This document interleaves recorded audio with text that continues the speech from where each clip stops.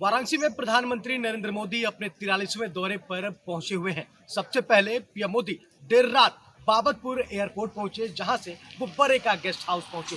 Babatpur airport से Bareka guest house पहुंचने तक ढेर सारे भाजपा कार्यकर्ताओं और काशीवासियों ने उनका पुष्प वर्षा कर स्वागत किया। उसके बाद आज पीएम मोदी 13,202 करोड़ की परियोजनाओं का शिलान्यास और लोकार्पण करेंगे। जाहिर सी बात है कि जब भी पीएम मोदी काशी पहुंचते हैं तो वो काशीवासियों को कई सारी बड़ी सौगातें देते हैं, और इस बार का सौगात काफी अहम है, क्योंकि दो चीजें जो सबसे बड़ी होनी है वो अमूल डेयरी का उद्घाटन। अमूल डेयरी से सीधा सीधा लाखों लोगों को रोजगार मिलेगा और एक तरह से दुग्ध क्रांति पूर्वांचल में देखने को मिलेगी। इससे सीधा सीधा पशुपालक और किसान साधे जाएंगे, और शायद यही वजह है कि पीएम मोदी लोकसभा चुनाव से ठीक पहले काशी दौरे पर पहुंचे हुए हैं।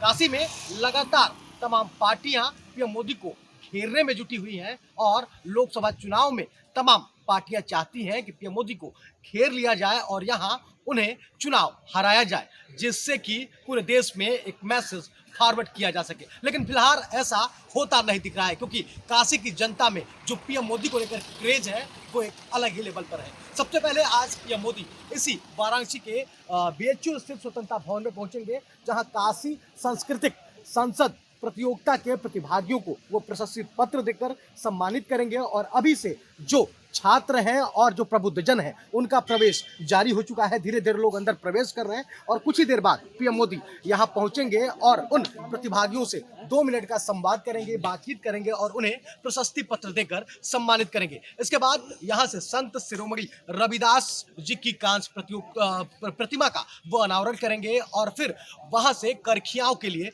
रवाना हो जाएंगे। करखियाओं वही जगह है जहां वो एक बड़ी जनसभा को संबोधित करेंगे, और अमूल डेयरी प्लांट का वो उद्घाटन भी करेंगे, जहां ढेर सारे पशुपालक, ऐसा माना जा रहा है कि लाखों से ज्यादा पशुपालक और किसान मौजूद रहेंगे, जो सीधा सीधा पीएम मोदी से जुड़ेंगे। पीएम मोदी सीधा उनसे संवाद करेंगे और बताएंगे कि किस तरह से भाजपा लगातार हर वर्ग का ध्यान देती है और रोजगार परक योजनाओं को लगातार देती रहती है। जाहिर सी बात है कि विपक्ष भाजपा पर जब प्रहार करता है तो ये कहता है कि उन्होंने रोजगार नहीं दिया, रोजगार की बातें की गई थी। लेकिन इस परियोजना से, इस उद्घाटन से पीएम मोदी ये संदेश देना चाहेंगे कि वो हर वर्ग के बारे में सोचते हैं, और जब भी काशी आते हैं तो कई सारी बड़ी योजनाओं की सौगात देते हैं। ऐसे में काशी वासियों के साथ साथ पूर्वांचल और विभिन्न क्षेत्रों के लोग काफी उत्साहित हैं, क्योंकि जो बनारस है वो एक तरह से पूर्वांचल का हब माना जाता है, पूर्वांचल की राजधानी मानी जाती है, और यहाँ पर बिहार और एमपी के लोग भी